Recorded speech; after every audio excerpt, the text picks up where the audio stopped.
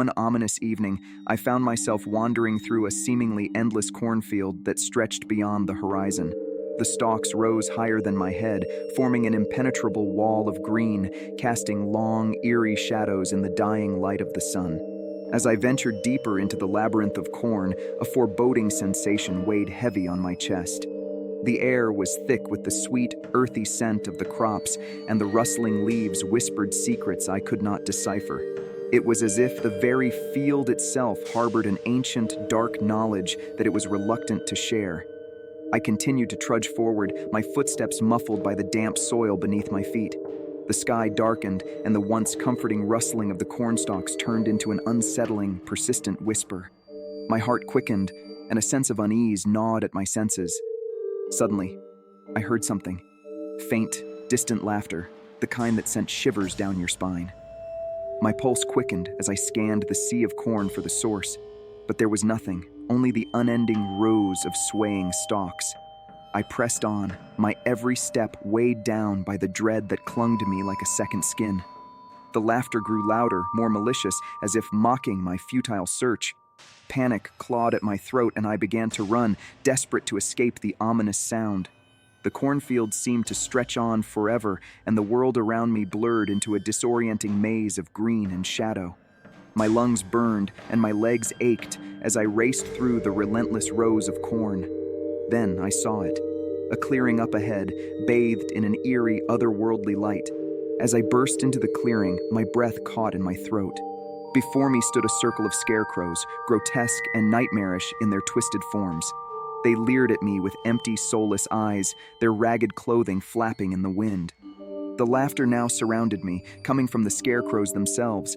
I realized with horror that these were not ordinary scarecrows. They were something far more sinister, something that had been lurking in the heart of the cornfield for untold ages.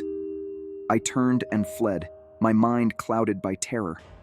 The cornfield seemed to close in on me, the whispering now a cacophony of voices that echoed inside my head.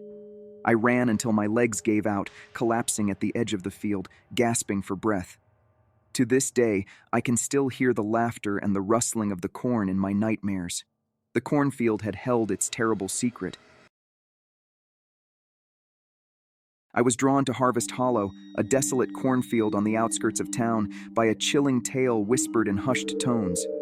They said that the field was cursed, a place where the souls of the damned wandered, trapped between the world of the living and the dead. As the sun dipped below the horizon, I ventured into the field, the rows of towering corn creating an oppressive maze.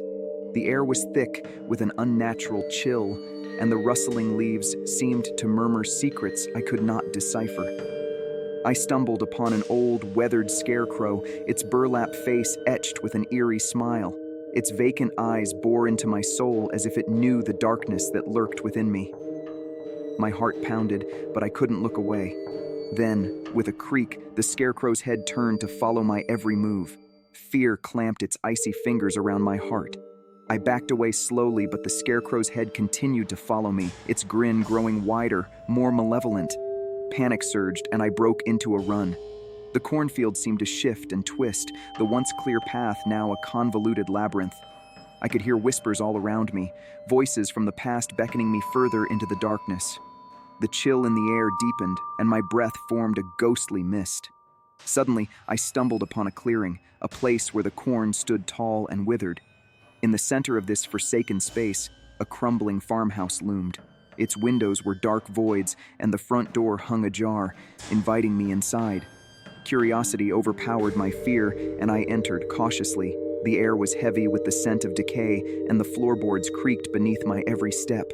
In the dim light, I saw a figure standing in the corner, an ethereal presence, translucent and haunting. Its eyes bore into mine, filled with an endless sorrow that seeped into my very soul. I could feel the weight of its anguish, the torment of a life unlived and a death unavenged. It reached out, and icy fingers brushed my cheek. In that moment, I understood. The field was haunted by the restless spirit of someone wronged, someone seeking justice. It was a victim of a cruel fate, forever trapped in a cycle of torment, and it wanted to share its pain with me. I fled from the farmhouse, the ghostly apparition's mournful wails echoing in my ears. As I emerged from the cornfield, I knew that I had glimpsed a darkness beyond imagination, a haunted place where the line between the living and the dead blurred into a nightmarish realm of eternal suffering.